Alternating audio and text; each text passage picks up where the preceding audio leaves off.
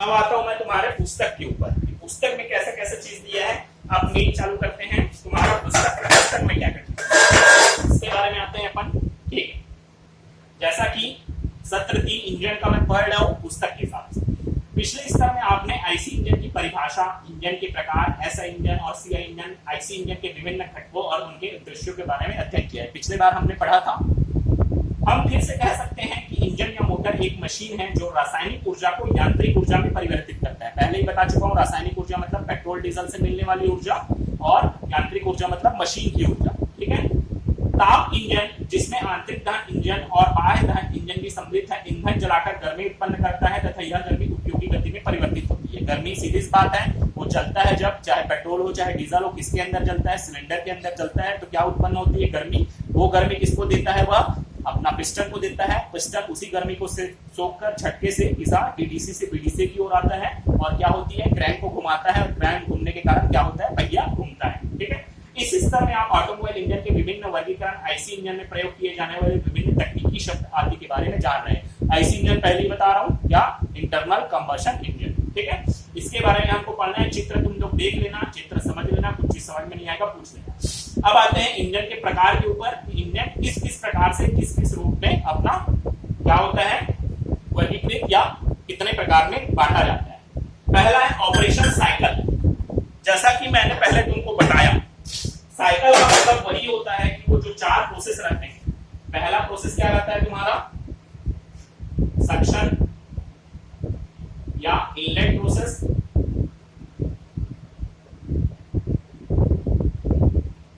दूसरा है तुम्हारा क्या, कंप्रेशन प्रोसेस।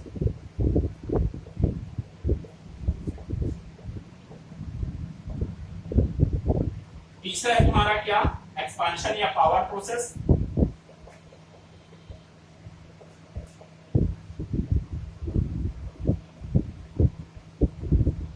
और चौथा तुम्हारा क्या है, एग्जॉस्ट प्रोसेस।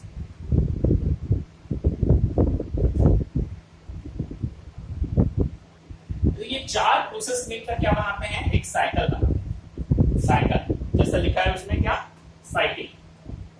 वो वाली साइकिल नहीं है जो तुम लोग चलाते हो। साइकिल का मतलब होता है प्रोसेस को जब कंबाइन कर दिया जाता है, मतलब जोड़ दिया जाता है, तो क्या कहलाता है, साइकिल।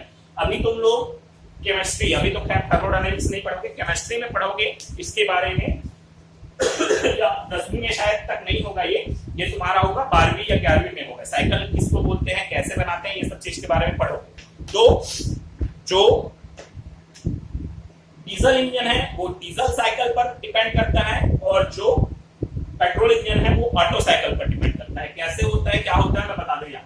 ठीक है, ये समझ में आया, इसको मैं बिठा रहा हूं। अब ये सब चीज शायद तुम लोग भी नहीं समझोगे मैं, लेकिन उसने दिया है इस तरह मैं समझा दे रहा हूँ कि क्या क्या होता है। बाकी शायद मेरे को लगता है तुमको समझ में आएगा, लेकिन एक बार देखो।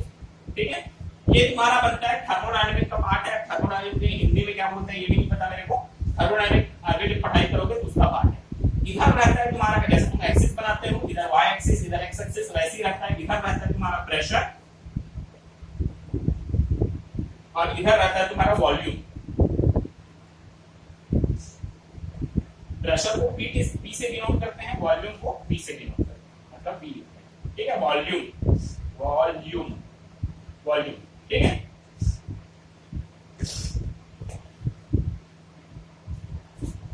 Volume P. ठीक है, तो वही 4 प्रोसेस इसको बताना है। ठीक है, तो पहला प्रोसेस में क्या होता है, ये क्या होता है बताते जाओ। सेकंड प्रोसेस में होता है ये, तीसरे प्रोसेस में फिर ये होता है, चौथे प्रोसेस में होता है ये तुम्हारा पहला, दूसरा, तीसरा, चौथा। मतलब पहले प्रोसेस में क्या होता है, जो भी क्या चीज, जो भी ईंधन और हवा का मिश्रण आता है उसका क्या होता है, प्रेशर क्या होता है, बढ़ता है। यहां से प्रेशर बढ़ता है और वॉल्यूम कम होता है। इसका मतलब क्या है कि सीधी सी बात है, अब कार्बोरेटर का काम ये भी है। कार्बोरेटर क्या करता है, प्रेशर और इसको जब हवा और पेट्रोल को जब मिक्स करता है तो उसको प्रेशराइज करके, मतलब उसका दाब को थोड़ा सा बढ़ाकर डालता है। किसमें डालता है, सिलेंडर के अंदर डालते हैं। इस तरह यहाँ देख रहे होगे। अब सीधी बात है, दाब अगर बढ़ेगा तो उसका जो वॉल्यूम है, वॉल्यूम तो मतलब क्या, उसका जो बोले तो वॉल्यूम को क्या बोले हिंदी में, आयतन, आयतन ही बोलते हैं। हाँ, आयतन क्या होता है, कम होगा, कम ही होगा तभी क्या होगा, प्रेशर उसका बढ़ेगा, दाब बढ़ेगा। ठीक है, तो क्या होता है इसमें देख रहे हो, पहला से दूसरा प्रोसेस, दूसरा से तीसरा, तीसरा से चौथा, चौथा से पांचवा, पहला से दूसरा वही सक्शन, दूसरा से तीसरा कंप्रेशन, तीसरा से चौथा एक्सपांशन, और चौथा से पहला, सॉरी पांचवा, चौथा से पहला तुम्हारा क्या होता है, एग्जॉस्ट। यही चीज को हमको पढ़ना है। तो पहले से दूसरे प्रोसेस में क्या होता है, इसका वॉल्यूम, जो हवा और पेट्रोल का मिक्सचर जो जाता है उसका वॉल्यूम क्या होता है, कम होता है। क्यों, क्योंकि ये इधर आ रहा है ना, इधर से है, इसका डायरेक्शन भी देख रहे हैं, ये ऐसे ऐसे ऐसे बनता है। ठीक है, तो वॉल्यूम कम हो रहा है लेकिन प्रेशर क्या हो रहा है, बढ़ रहा है। क्यों, क्योंकि देख रहे हो यहाँ से देखो, यहाँ पर प्रेशर क्या है, नीचे में है, और यहाँ पर क्या है, प्रेशर बढ़ गया है। वैसे ही वॉल्यूम यहाँ पर बढ़ा हुआ है और यहाँ पर वॉल्यूम क्या हो जा रहा है, कम हो रहा है। ठीक है, तो क्या होता है, पहले दूसरे प्रोसेस में क्या होता है, प्रेशर तुम्हारा बढ़ जाता है, वॉल्यूम तुम्हारा कम हो जाता है। सेकंड प्रोसेस क्या है, कंप्रेशन प्रोसेस। कंप्रेशन प्रोसेस में मतलब ही नहीं है, वॉल्यूम उतने का उतना ही रहता है। क्यों, क्योंकि वॉल्यूम को देख रहे हो, वही का वही में क्या बढ़ रहा है, तुम्हारा प्रेशर है जो P2 से किस में चले जा रहा है, P3 में चले जा रहा है। सेकंड प्रोसेस में क्या होता है, कंप्रेशन ही होता है। कंप्रेशन का मतलब ये क्या है कि दाब और तापमान को क्या करना, बढ़ाना। वही चीज है सेकंड प्रोसेस में ये। अब तीसरे प्रोसेस में क्या होता है, एक्सपांशन। एक्सपांशन मतलब दाब भी कम हो जाता है, ताप, क्योंकि आग लगाओगे ऊर्जा निकलेगी तो अपने आप क्या होगा, ऊर्जा का उपयोग होगा, ऊर्जा का उपयोग होगा तो अपने आप उसका दाब और ताप दोनों क्या हो जाता है, कम हो जाता है। तो तीसरा प्रोसेस में देख सकते हो, प्रेशर यहाँ पास है लेकिन वो कम होकर कहां पास आ जाता है, चौथे यहाँ पास आ जाता है। तो वॉल्यूम बढ़ गया, मतलब एग्जॉस्ट गैसेस जो है, अतिजलीय गैसेस है, वो वॉल्यूम को बढ़ा देती है। ठीक है, आयतन को बढ़ा देती है, लेकिन गैस का प्रेशर क्या हो जाता है, कम हो जाएगा। ठीक है, कम हुआ। और चौथे प्रोसेस में क्या होता है, प्रेशर धन से यहाँ गिर जाता है। क्यों, क्योंकि चौथे प्रोसेस में पूरा अतिजलीय गैस रहती है, वॉल्यूम तो उतना ही रहेगा अतिजलीय गैस का, इस कारण वॉल्यूम उतना का उतना है और प्रेशर क्या हो जाता है, यहाँ से यहाँ जाता है। ये साइकिल, ये किसमें कहलाता है, तुम्हारा पेट्रोल इंजन में काम आता है। पेट्रोल इंजन ये कुछ नहीं है, पढ़ने के लिए है ये। हर एक चीज, मोबाइल हो, कंप्यूटर हो, कुछ ना कुछ उसमें, जैसे मोबाइल में तुम सॉफ्टवेयर के बारे में जानते हो, सॉफ्टवेयर लगा रहता है तुम्हारा, एंड्रॉइड सिस्टम लगा रहता है, किसी में 8, किसी में 9, किसी में 10, जान रहे होगे, मोबाइल अलग अलग सॉफ्टवेयर आती है। वैसे ही इसमें भी वही चीज, अलग अलग साइकिल के ऊपर अलग अलग सिस्टम डिपेंड करता है। ये पेट्रोल इंजन के लिए, इस कारण इसको बोला जाता है ऑटो साइकिल। क्या बोला जाता है, ऑटो साइकिल, ऑटो साइकिल। मतलब ये चीज ध्यान रखना, ये भी चीज पूछ सकता है कि पेट्रोल इंजन किस साइकिल के ऊपर डिपेंड करता है, या पेट्रोल इंजन किस साइकिल के अंतर्गत आता है। तो पेट्रोल इंजन किस साइकिल के अंतर्गत आता है, ऑटो साइकिल। समझा दिया कैसे काम होता है। ठीक है, वैसे ही एक होता है डीजल साइकिल, इसमें भी सेम वही चीज, वैसे ही आएगा, इधर रहेगा प्रेशर, इधर रहेगा वॉल्यूम। ठीक है, सेम वही, यहां से यहां गया, यहां से यहां। ठीक है, अब इसमें ये चीज ध्यान रखना, थोड़ा सा डिफरेंस कहां पर आता है, मैं बता।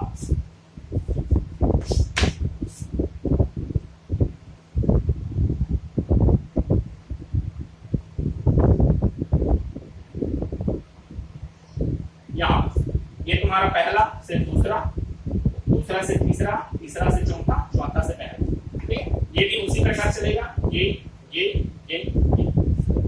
पहला प्रोसेस में वही चीज कि क्या होता है, वॉल्यूम तुम्हारा कम होता है और क्या, प्रेशर तुम्हारा बढ़ता है, पहला से दूसरा। मतलब पहला प्रोसेस कौन सा प्रोसेस, तुम्हारा क्या, इनलेट प्रोसेस। इनलेट प्रोसेस में क्या होता है, वॉल्यूम तुम्हारा कम हो जाता है और प्रेशर तुम्हारा बढ़ जाता है। क्यों, क्योंकि इसमें भी वही है, हवा को डायरेक्ट, जैसे कंप्रेसर कुछ तुम हवा डालते हो, किसके टायर में हवा डालते हो, तो नॉर्मल हवा थोड़ी जाता है। कंप्रेसर का काम ही यही है कि क्या, वो हवा के दाब और ताप दोनों को बढ़ा देता है।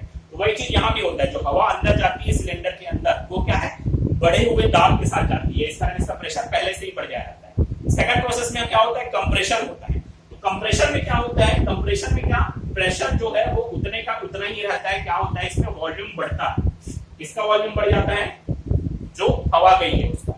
अब ये कैसे होता है इसको मैं अभी नहीं समझा सकता, इसको मैं वीडियो भेजूंगा अलग से कैसे काम करता है, तब ये समझोगे कि ऐसा कैसे होता है कि जब सेकंड प्रोसेस, सीधी सी बात है, कंप्रेस होगा तो किसको कंप्रेस करेगा, हवा को ही कंप्रेस करेगा, हवा को ही कंप्रेस करेगा, ठीक है। तो लेकिन यहाँ देख सकते हो कि प्रेशर क्या है, नॉर्मल है, मतलब कांस्टेंट है, कांस्टेंट है, मतलब प्रेशर बढ़ नहीं रहा है। प्रेशर बढ़ता इस लाइन में है, मतलब प्रेशर ऊपर से नीचे जाता है या नीचे से ऊपर आ रहा है, तब हम बोल सकते थे बढ़ रहा है, घट रहा है। लेकिन इसमें ऐसा जा रहा है, ऐसा मतलब प्रेशर नॉर्मल रहेगा। इसमें क्या वॉल्यूम बढ़ रहा है, किसका वॉल्यूम बढ़ रहा है, हवा का वॉल्यूम बढ़ रहा है। ये कैसे होता है अलग से वीडियो भेजूंगा, उसमें समझना, ठीक है। वॉल्यूम बढ़ गया तुम्हारा। अब तीसरे प्रोसेस में क्या होता है, वही चिंगारी के द्वारा आग लगता है, इंजेक्टर सॉरी चिंगारी के द्वारा नहीं, डीजल छिड़का जाता है। डीजल छिड़केगा तो क्या होगा, आग लगेगा, आग लगेगा तो स्वाभाविक सी बात है क्या वॉल्यूम उसका बढ़ेगा, वॉल्यूम बढ़ेगा, जली गैस का तो क्या होगा, प्रेशर कम हो जाएगा। तो ये हमारा तीसरा प्रोसेस हो जाता है। और चौथे प्रोसेस में क्या होता है, चौथे प्रोसेस में प्रेशर एकदम दम से नीचे गिर जाता है, मतलब जो पहले का प्रेशर था उसी प्रेशर में वापस आ जाता है। इसको बोलते हैं तुम्हारा डीजल साइकिल। डीजल साइकिल जो कि कौन से इंजन में उपयोग किया जाता है, ये डीजल इंजन में उपयोग किया जाता है। मतलब ये तुम्हारा हो जाएगा ऐसे इंजन में और ये तुम्हारा हो जाएगा सीआई इंजन, ठीक है। इतना दोनों में डिफरेंस क्या है, बस एक प्रोसेस का है। यहाँ बस क्या प्रेशर बढ़ता है, ठीक है, और यहाँ बस क्या होता है, प्रेशर कांस्टेंट रहता है। कांस्टेंट रहता है मतलब ना बढ़ता है ना घटता है, बस बाकी सब सेम है, बस यही बस का डिफरेंस है। क्योंकि तुम जान रहे होगे डीजल इंजन और पेट्रोल इंजन में एक ही या दो फर्क है। सबसे पहला फर्क वही है कि ऐसे इंजन में पेट्रोल और हवा का मिश्रण सिलेंडर के अंदर जाता है, लेकिन सीआई इंजन में ओनली हवा जाता है। सेकंड यही है कि ऐसे इंजन में स्पार्क प्लग के द्वारा, स्पार्क के द्वारा आग लगाकर ऊर्जा प्रदान की जाती है, लेकिन सीआई इंजन में ओनली डीजल को छिड़का जाता है। डीजल छिड़कने के कारण क्या होता है, आग लग जाती है, ठीक है। ये होता है ऑटो साइकिल, ये होता है डीजल साइकिल, ठीक। इसके आधार पर इंजन को दो भागों में बांट सकते हैं, ठीक है। अगला है तुम्हारा स्ट्रोक संख्या प्रति साइकिल। अब सीधी सी बात है, 2 स्ट्रोक इंजन, 4 स्ट्रोक इंजन पहले ही समझा दिया हूं, तो इसके आधार पर तुम क्या कर सकते हो, इंजन को बांट सकते हो, ठीक है। 2 स्ट्रोक इंजन, 4 स्ट्रोक इंजन, ये समझ सकते हो तुम, पहले ही समझा दिया हूं। फिर आता है ईंधन प्रयोग, ईंधन प्रयोग वाला भी बता चुका हूं। यही चीजें पेट्रोल इंजन, डीजल इंजन और गैस इंजन। गैस इंजन मतलब सीएनजी का उपयोग करते हैं, वो वाला चीज हो जाएगा। प्रज्वलन के प्रकार, स्पार्क इग्निशन इंजन है तो उसमें स्पार्क प्लग के द्वारा प्रज्वलन होगा, प्रज्वलन मतलब जलना, इग्निशन। और तुम्हारा क्या कंप्रेशन इग्निशन मतलब कंप्रेशन के द्वारा, जो डीजल इंजन है उसमें कंप्रेशन के द्वारा होता है। और सिलेंडरों की संख्या सीधी सी बात है, सिलेंडर जितना ज्यादा रहेंगे उतना ज्यादा तुमको क्या मिलेगा, पावर मिलेगा। इस कारण छोटी गाड़ियों में अक्सर सिंगल सिलेंडर इंजन उपयोग किया जाता है। जितना भी बाइक हो गया, जितना भी मोटरसाइकिल आता है उसमें अक्सर सिंगल सिलेंडर मतलब एक ही सिलेंडर उपयोग किया जाता है। छोटी कार हो गई तो उसमें 4 सिलेंडर, कुछ बड़ी कार है, इनोवा हो गया, फॉर्च्यूनर हो गया, उसमें 6 सिलेंडर, 8 सिलेंडर, बड़ी ट्रक हो गई तो उसमें 16 सिलेंडर तक उपयोग किया जाता है। सिलेंडर मतलब वही सिलेंडरों की संख्या, इतनी संख्या में हम सिलेंडर का उपयोग कर रहे हैं, ठीक है। जैसे कि ये 1 सिलेंडर, 2 सिलेंडर, 3 सिलेंडर, 4 सिलेंडर, 6, 8, 12, 16, मतलब जितना ज्यादा सिलेंडर का उपयोग करोगे उतना ज्यादा तुमको क्या मिलेगा, पावर मिलेगा, ठीक है। सिलेंडरों की व्यवस्था मतलब, इसका मतलब ये है सिलेंडरों की व्यवस्था मतलब सिलेंडर को हम इंजन में कैसे फिट करते हैं। इसको मिटा रहा हूं मैं, ठीक है।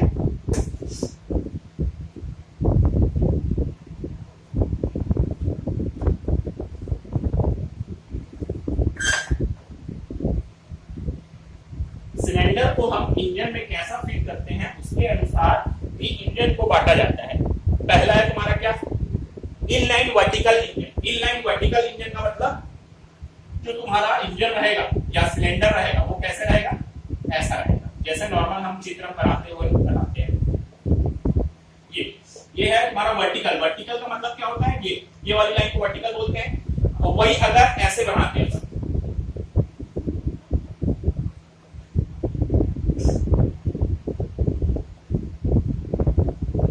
ये क्या हो जाता है, हॉरिजॉन्टल, इनलाइन हॉरिजॉन्टल। दिख रहा है तुमको, मतलब ये तुम्हारा वर्टिकल इंजन हो जाएगा, ये तुम्हारा क्या हॉरिजॉन्टल इंजन हो जाएगा। V type engine, V type engine आजकल की कारों में अक्सर वी टाइप इंजन ही उपयोग किया जा रहा है। क्यों, क्योंकि इसमें पावर जो है हमको अत्यधिक मिलता है और पावर का लॉस मतलब पावर की हानि बहुत कम होती है। इसका अरेंजमेंट कैसे रहता है देखो। अब सीधी सी बात है, कार है तो कार में कितना सिलेंडर रहेगा, लगभग 4 सिलेंडर रहेंगे। ये हो गया, ये यहाँ बस ऐसा, ठीक है। जो दूसरा रहेगा वो यहाँ ऐसा, ये हो गया। और ये चीज जो है ना दोनों वो किससे जुड़े रहते हैं, इससे एक ही, अब कैसे बताऊं, इधर से ऐसे एक ही उससे जुड़े रहते हैं, क्या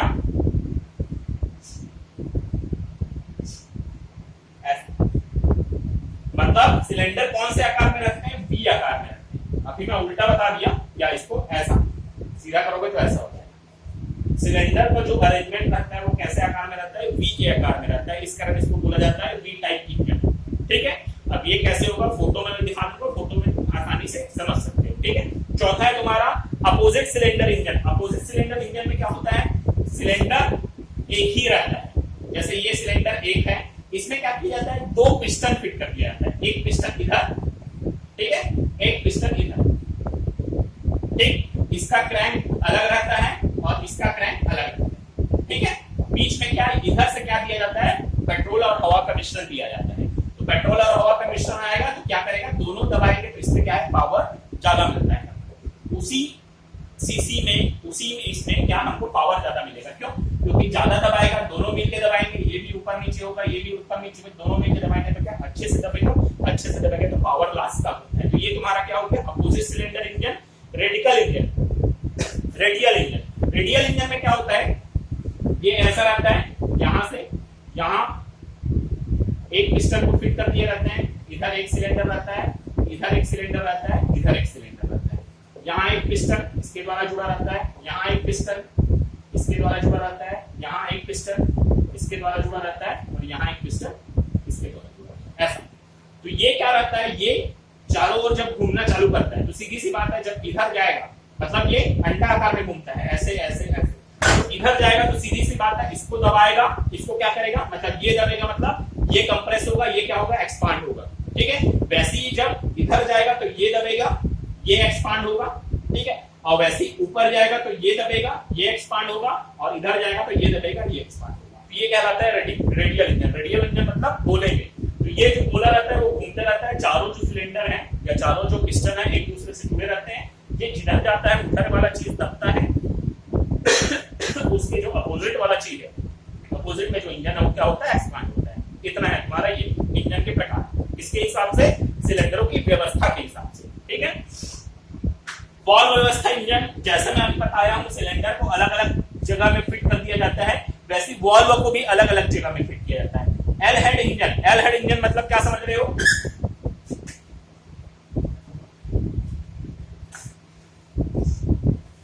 ये चीज अक्सर क्या होता है हमारे ऑटोमोबाइल में उपयोग नहीं किया जाता। ठीक है, ऑटोमोबाइल इंजन में नॉर्मल जो चीज है वही उपयोग किया जाता है, लेकिन अलग अलग मशीन जिसमें इंजन का उपयोग आता है उसमें फिट किया जाता है। ठीक है, तो एल का मतलब क्या समझ रहे हो, कि बाय द वे ये है तुम्हारा सिलेंडर, ये तुम्हारा पिस्टन हो गया, ये इधर इधर जैसा। ठीक है, तो एल का मतलब जो तुम्हारा क्या वॉल्व रहेगा वो किसके शेप में रहेगा, एल के शेप में रहेगा। एल बनाते हुए तुम्हारा क्या बनेगा, वॉल्व। जैसे एक वॉल्व को हम इधर फिट कर देंगे, इनलेट वाल्व, और एग्जॉस्ट वाल्व क्या रहेगा, इधर से फिट कर देंगे, इधर। तो क्या हो रहा है, यहां से एल बन रहा है, एल शेप में आ रहा है, ठीक है ना, समझ में आ रहा है। तो वही चीज, एक वॉल्व को हम इधर फिट करेंगे, एक वॉल्व को इधर फिट करेंगे, तो क्या बनते हुए बता रहा है, एल बनते हुए बता रहा है, इस कारण इसको बोला जाता है एल। वैसे ही क्या है, I head engine, F head engine, T head engine, same वही चीज कि वॉल्व का पोजीशन हम कभी इधर कभी इधर कभी इधर कभी इधर कर दिए, उसके हिसाब से अंग्रेजी के अल्फाबेट अक्षर एल, एफ और क्या आई टी, मतलब इसमें देखोगे तो ये एल बन रहा है, वैसे ही एफ बनाते हुए भी अपन बना सकते हैं। तो ये सब चीज इसके इनलेट वाल्व, एग्जॉस्ट वाल्व के पोजीशन पे डिपेंड करता है, उसके अनुसार हम बांटना चाहते हैं, उसके अनुसार भी हम इंजन को बांट सकते हैं। ठीक है, फिर आता है शीतलन के प्रकार, ये पहले ही बता चुका हूं। हमारे जो नॉर्मल बाइक रहता है उसमें क्या रहता है, ऑनली एयर कूल्ड इंजन रहता है, मतलब वो जो ठंडा होगा वो किसके द्वारा ठंडा होगा, वायु के द्वारा, वातावरण में जो वायु निकलता है उसके द्वारा ठंडा होगा। वाटर कूल्ड इंजन मतलब जो कार में दिया रहता है कूलेंट के द्वारा, ठीक है, लिक्विड कूलेंट जो बताया था वो चीज, उसके अनुसार भी हम इंजन को बांट सकते हैं। ठीक है, गति के अनुसार बांट सकते हैं, लो speed engine, high speed engine, medium speed engine. जैसे कि तुम्हारा जो होता है बाय द वे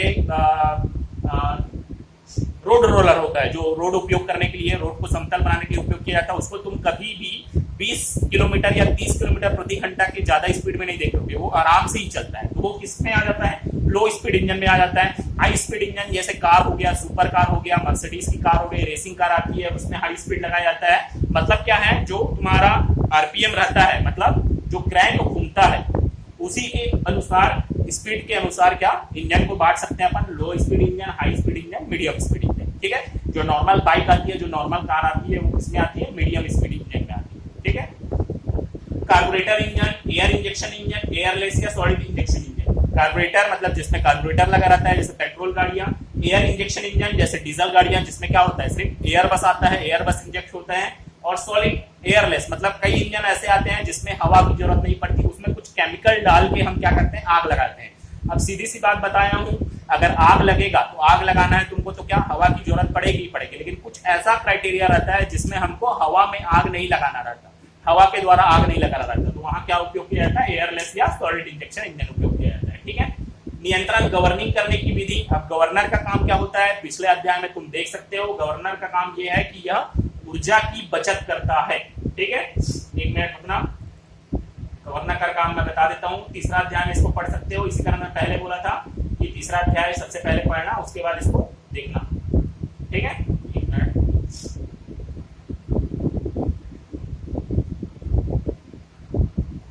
गवर्नर काम तीसरे नौवा की बुक से बता रहा हूँ, 9वीं के। इसी क्रैंकशाफ्ट की ड्राइव से चलाया जाता है। पेट्रोल इंजन के मामले में गवर्नर का कार्य चार्ज पर नियंत्रण रखना, और डीजल इंजन के मामले में ईंधन की मात्रा पर नियंत्रण रख इंजन के स्थिरांक कांस्टेंट की गति को बनाए रखना है जब लोड की जरूरत बदलती है। मतलब गवर्नर का काम ये है कि यह पेट्रोल इंजन के मामले में क्या चार्ज का मतलब होता है पेट्रोल और हवा का मिश्रण, इसमें नियंत्रित रखता है कि ज्यादा हवा और पेट्रोल का मिश्रण इंजन सिलेंडर के अंदर ना जाए। और डीजल इंजन के मामले में क्या करता है, ये डीजल की मात्रा को, ईंधन की मात्रा को जाने से नियंत्रण रखता है किसमें, सिलेंडर में। मतलब एकदम ज्यादा भी नहीं होना चाहिए, एकदम कम भी नहीं होना चाहिए, नियंत्रित करके रखता है। ठीक है, गवर्नर का काम ये है। तो इसको अनुसार भी हम it and this governor engine, qualitative governor engine, qualitative governor engine, ये इसके हिसाब से भी हम बांट सकते हैं। ठीक है, उपयोग स्टेशनरी इंजन। ऐसा कई इंजन रहता है जो स्टेशनरी का मतलब क्या रहता है, एक ही जगह पे इंजन चलते रहता है। जैसे तुम्हारा जनरेटर वाला काम हो गया, जनरेटर में क्या रहता है, ना कहीं जाता है ना कुछ, एक ही जगह पर चलते रहता है और क्या बिजली बनाते रहता है। ठीक है, सेकंड है ऑटोमोटिव इंजन। ऑटोमोटिव इंजन तुम जान रहे हो, जो ऑटोमोबाइल में उपयोग किया जाता है।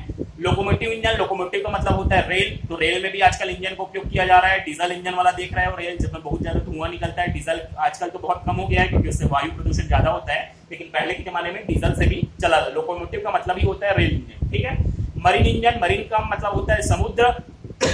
तो जितने भी पनडुब्बियां हैं और जितने भी जहाज है वो सब किससे चलती है, डीजल के द्वारा ही चलती है। ठीक है, तो उसमें भी क्या लगा रहता है, डीजल इंजन ही लगा रहता है। एयरक्राफ्ट इंजन, एयरक्राफ्ट इंजन तुम जान ही रहे होगे। एयरक्राफ्ट इंजन मतलब जो हवाई जहाज में उपयोग किया जाता है। ठीक है, उसमें ईंधन के रूप में प्रोपेन, ब्यूटेन, मीथेन, इन सब गैसों का उपयोग किया जाता है। ठीक है, अब ये कुछ विशेष प्रकार के इंजन है। वैंकल रोटरी इंजन, मोटर वाहन, गैस टरबाइन। तो देखो वैंकल रोटरी इंजन, ये चीज का मैं वीडियो तुमको अलग से भेजूंगा कि ये होता कैसे है, काम कैसे करता है। वैंकल नाम के इंजीनियर ने इस इंजन का इजाद किया था, मतलब इस इंजन को बनाया था, इस कारण इसका नाम रखा गया है वैंकल इंजन।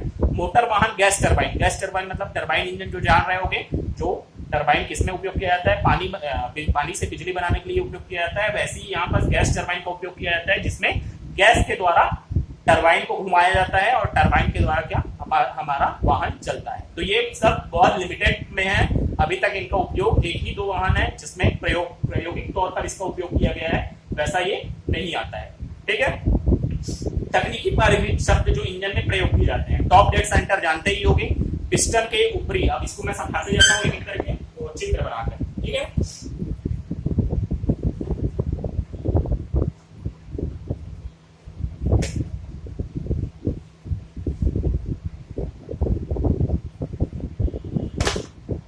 चित्र में पहले बना देता हूं।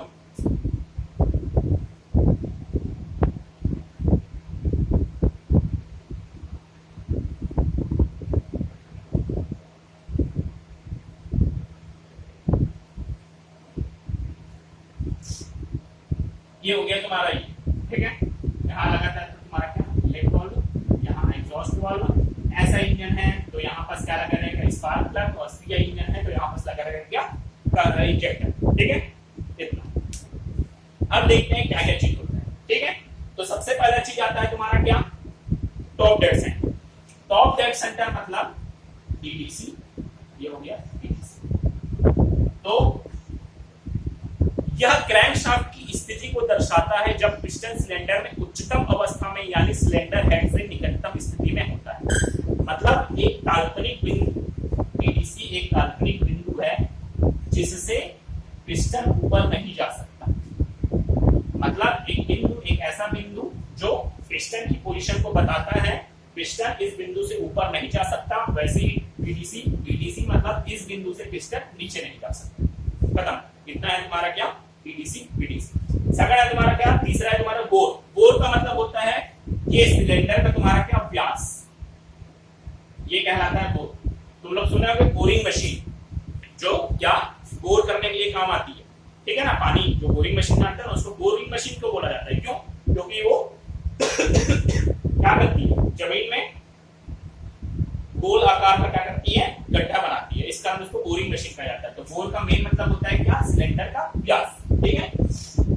फिर आता है तुम्हारा क्या, स्ट्रोक। स्ट्रोक पहले ही बता चुका हूं मैं। स्ट्रोक मतलब होता है क्या, टीडीसी से बीडीसी के बीच की दूरी, ये कितना दूरी पे कहलाता है, ये कहलाता है तुम्हारा स्ट्रोक। टीडीसी से बीडीसी के बीच की दूरी क्या कहलाती है, तुम्हारा स्ट्रोक, ठीक है। क्लियरेंस वॉल्यूम, क्लियरेंस वॉल्यूम का मतलब ये होता है, देखो सीधी सी बात है, टीडीसी, टीडीसी के ऊपर जितना भी वॉल्यूम रहता है, मतलब जितना भी आयतन, अब सीधी सी बात है, यहाँ पर सी क्या चलता है, क्या चलता है, पेट्रोल है तो पेट्रोल जलेगा, डीजल है तो डीजल जलेगा, यही पता चलेगा। तो टीडीसी के ऊपर जितना भी सिलेंडर के अंदर का आयतन रहता है वो कहलाता है तुम्हारा क्या, क्लियरेंस वॉल्यूम, ठीक है। फिर आता है अगला पिस्टन डिस्प्लेसमेंट। पिस्टन डिस्प्लेसमेंट का मतलब होता है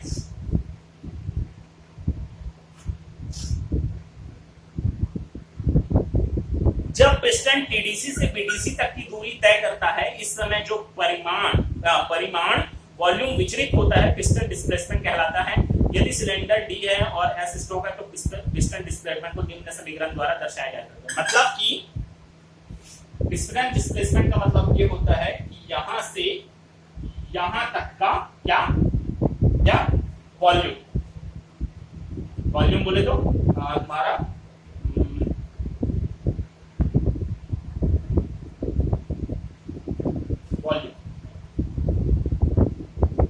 ये कहलाता है तुम्हारा क्या, पिस्टन डिस्प्लेसमेंट। मतलब यहां से यहां, अब देखो हम क्यूबिक कैपेसिटी किसको बोलते हैं, पूरा सिलेंडर के अंदर का, लेकिन जब टीडीसी से बीडीसी तक की दूरी रहती है उसको क्या बोलते हैं, क्या, पिस्टन डिस्प्लेसमेंट। अब पिस्टन डिस्प्लेसमेंट को डिनोट किया जाता है वीएस से। वीएस का फॉर्मूला होता है π/4 d² गुणित क्या, एस। मतलब सीधी सी बात है, वॉल्यूम मतलब तीन चीज दिया रहेगा, क्या, आयतन है तो तीन चीज पहले बता चुका हूं, लंबाई, चौड़ाई, ऊंचाई। तुम्हारा ये क्या है, इसका क्षेत्रफल है, इसका क्षेत्रफल है, सिलेंडर का क्षेत्रफल है। सिलेंडर के क्षेत्रफल में जब तुम यहां से यहां तक की दूरी स्ट्रोक को गुणित कर दोगे तो क्या कहलाएगा, ये क्या, पिस्टन डिस्प्लेसमेंट, ठीक है। फिर आता है अपना इंजन कैपेसिटी। इंजन कैपेसिटी पहले से ही बता चुका हूं, क्या होता है, क्यूबिक कैपेसिटी। मतलब ये तुम्हारा सिलेंडर के अंदर का टोटल वॉल्यूम, ये कहलाता है तुम्हारा इंजन कैपेसिटी। यह कुल पिस्टन विस्थापन या सभी सिलेंडरों का विचलित परिणाम है। यदि सिलेंडरों की संख्या n है और वीएस पिस्टन डिस्प्लेसमेंट है तो इंजन डिस्प्लेसमेंट या इंजन क्षमता के द्वारा दर्शाई जाती है। अच्छा सॉरी, ये चीज क्या कहलाता है, अब सीधी सी बात है, वो चीज नहीं। यहाँ पर क्या होता है, ये वीएस तुम्हारा क्या है, पिस्टन डिस्प्लेसमेंट, ठीक है, पिस्टन डिस्प्लेसमेंट है वीएस। अब देखो सीधी सी बात है, गाड़ी है, बाइक है तो उसमें एक ही सिलेंडर लगा रहेगा, लेकिन अगर कार है तो कार में कितना सिलेंडर रहता है, 4 से 6 सिलेंडर या 8 सिलेंडर, जितना भी रहे। तो पिस्टन डिस्प्लेसमेंट गुणित जब उस सिलेंडर की संख्या कर देते हैं तो क्या बदल जाता है, ये क्या में बदल जाता है, ये सॉरी क्या, इंजन कैपेसिटी पीडी में आ जाता है, ठीक है। इंजन कैपेसिटी मतलब ये चीज, ठीक। मतलब कि इंजन कैपेसिटी मतलब ये हम निकाले हैं, वो एक सिलेंडर का निकाले हैं, जिसको क्या बोला गया है, पिस्टन डिस्प्लेसमेंट बोला गया था, ठीक है। अब इसी पिस्टन डिस्प्लेसमेंट में 4 सिलेंडर या 6 सिलेंडर या 8 सिलेंडर, चारों का जितना भी सिलेंडर है उनका गुना कर देते हैं तो क्या कहलाता है, वो ये क्या, इंजन क्षमता या इंजन कैपेसिटी, ठीक है। फिर है कंप्रेशन रेशियो। कंप्रेशन रेशियो यह वह सीमा है जिस तक इंजन में ईंधन हवा के मिश्रण को संपीड़ित किया जा सकता है। इसकी गणना बीडीसी अवस्था में पिस्टन के ऊपर के परिणाम और टीडी अवस्था में पिस्टन के ऊपर के परिणाम के अनुपात में की जाती है यदि y कंप्रेशन रेशियो है तो। मतलब कंप्रेशन रेशियो का मतलब ये होता है, या संपीड़न अनुपात का मतलब ये होता है कि जो पिस्टन है वो चार्ज को, या हवा, ऐसा इंजन रहेगा जो चार्ज रहेगा, चार्ज मतलब हवा और पेट्रोल का मिश्रण, और यदि डीजल इंजन है तो क्या रहेगा, ओनली हवा रहेगा, कितना दूर तक दबाता है, ये कहलाता है कंप्रेशन रेशियो। तो कंप्रेशन रेशियो का सूत्र ये होता है कि यह वह सीमा है जिस तक इंजन में ईंधन और हवा के मिश्रण को संपीड़ित किया जा सकता है। इसकी गणना बीडीसी अवस्था में पिस्टन के ऊपर के परिणाम और टीडी अवस्था में पिस्टन के ऊपर के परिणाम के अनुपात से की जाती है। सीधी सी बात है, बीडीसी अवस्था में पिस्टन के ऊपर के परिणाम, मतलब बीडीसी में क्या कहलाता है, एक तुम्हारा यहां से यहां तक को क्या बोलते हैं, इसको बोलते हैं तुम्हारा वीएस, ठीक है, और अभी बताया था इसके ऊपर को क्लियरेंस वॉल्यूम बोलते हैं, वीसी। तो मतलब बीडीसी के ऊपर दो वॉल्यूम आता है, वीएस प्लस वीसी, और टीडीसी के ऊपर क्या वॉल्यूम आता है, सिर्फ वीसी बस आता है, तो ये बराबर होता है कंप्रेशन रेशियो। समझ में आया? मतलब बीडीसी के ऊपर दो वॉल्यूम आते हैं, एक तो ये यहां से यहां तक तो आएगा ही आएगा, और यहां से यहां तक को क्या बोलते हैं, क्लियरेंस वॉल्यूम बोलते हैं, ठीक है। तो उसी को लिखा वीएस प्लस वीसी, और टीडीसी के ऊपर क्या, ओनली क्या आता है, क्लियरेंस वॉल्यूम आता है। तो ये दोनों का रेशियो मतलब ये दोनों का अनुपात क्या कहलाता है तुम्हारा, y का मतलब होता है क्या तुम्हारा, पिस्टन डिस्प्लेसमेंट। ये क्वेश्चन भी बार बार पूछा जाता है कि किसका कंप्रेशन रेशियो ज्यादा होता है, डीजल इंजन का कंप्रेशन रेशियो ज्यादा होता है कि पेट्रोल इंजन का। तो ये हमेशा याद रखना, डीजल इंजन का कंप्रेशन रेशियो ज्यादा होता है, और यही कारण है कि बड़े बड़े वाहन में हमेशा किसका उपयोग किया जाता है, डीजल इंजन का उपयोग किया जाता है, न कि पेट्रोल इंजन का। कंप्रेशन रेशियो के ही कारण बड़े वाहनों में डीजल इंजन का उपयोग किया जाता है, ये चीज हमेशा ध्यान रखना। तो पेट्रोल इंजन के लिए संपीड़न अनुपात 8 से 9.5 अनुपात 1, और डीजल इंजन के लिए 16 से 22 के बीच बदलता है। मतलब पेट्रोल इंजन में 8 से 9.5 अनुपात 1, और डीजल इंजन के लिए 16 से 22 के बीच में रहता है क्या, इसकी वैल्यू y की वैल्यू, ठीक है। मतलब डीजल इंजन का संपीड़न अनुपात ज्यादा रहता है, ठीक है। अब आता है पावर के बारे में पहले ही बता चुका हूं। यह समय की निश्चित अवधि में किया गया एक कार्य, यदि यह कार्य कम समय में किया जाता है तो अधिक शक्ति की आवश्यकता होगी। मतलब हमको कुछ टाइम लिमिट दे दिया गया है, टाइम लिमिट में हम जितना कार्य कर रहे हैं वही चीज क्या कहलाता है, पावर का सूत्र तुम जान रहे होगे क्या, अगर हम कार्य कर रहे हैं, कार्य को कितने टाइम में कर रहे हैं उसको डिवाइड कर दो, तुम्हारा क्या निकल जाएगा, पावर निकल जाएगा। तो यही चीज इंजन में भी होता है, यह कार्य करता है मतलब क्या कार्य करता है, गाड़ी चलने की कार्य करती है, वो कितना किलोमीटर की दूरी कितना मिनट या कितना सेकंड या कितना घंटे में तय की गई, इसको निकालना है। तो यही चीज क्या कहलाता है, पावर कहलाता है। हॉर्स पावर यह आवश्यक ऊर्जा की राशि है जिसके द्वारा 4500 किलोग्राम मीटर कार्य 1 मिनट में किया जाता है। अब इसमें क्या निश्चित कर दिया गया है, मतलब तुमको 4500 किलोग्राम मीटर कार्य 1 मिनट में करना है, तो कितना पावर का जरूरत पड़ेगा, वही तुम्हारा क्या कहलाता है, हॉर्स पावर कहलाता है। हॉर्स पावर के बारे में पिछली बार भी बताया हूं, 1 हॉर्स पावर बराबर कितना, 14 सीसी की शक्ति, ठीक है।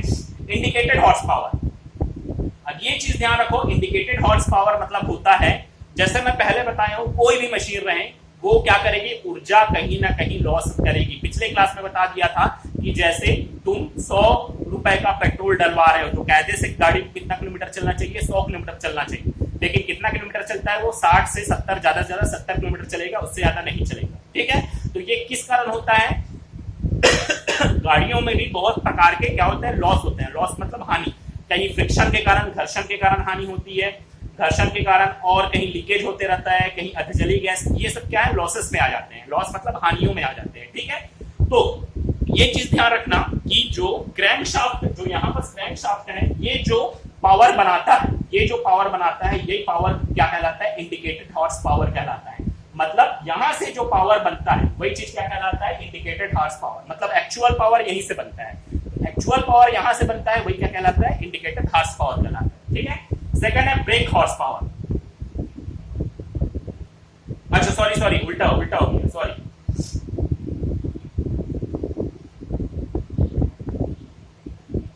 हाँ, इंडिकेटेड हॉर्स पावर का मतलब होता है जो सिलेंडर बना करके, जो जो यहाँ पर जलने के कारण जब सिलेंडर तंत्र से नीचे आता है तो यहाँ पर जो ऊर्जा पैदा होती है सिलेंडर के नीचे आने के कारण, ये कहलाता है तुम्हारा इंडिकेटेड हॉर्स पावर।